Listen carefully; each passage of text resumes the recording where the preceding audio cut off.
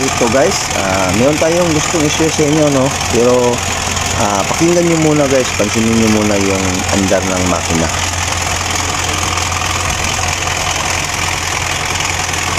Yan, no, kung narinig nyo guys, no, yung kanyang andar ay hindi maganda, no, at maingay, napakaingay.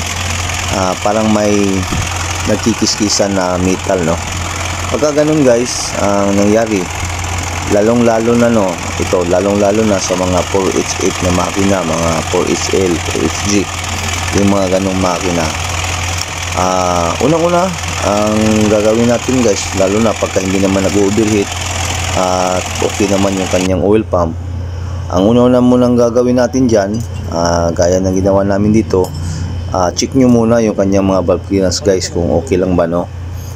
Pero kahit maluwag yung kanyang valve clearance, hindi dapat ganun kaingay kung hindi lang naman ganun kaluwag, no.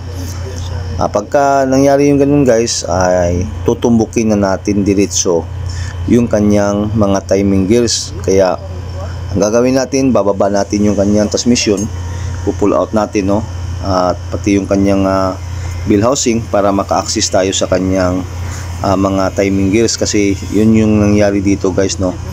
Mapapansin mo yan, yung kanyang mga gear ay kumikilos o nagkakaroon ng mga malalaking play, kaya nagkaganon na maingay siya. At siyempre ang tatanggalin natin dyan yung kanyang mga gears para maipamachine shop natin, mapagawa natin ng bushing, no, ay mapaayos natin yung kanyang mga bushing, kagaya ng nangyari dito guys. Yan, palitin na kayong kanyang mga bushing, tapos naputol pa yung kanyang yung kanyang base ng kanyang holder ng kanyang mga gears. Ayan, yan yung mga dapat na gagawin dyan guys, no.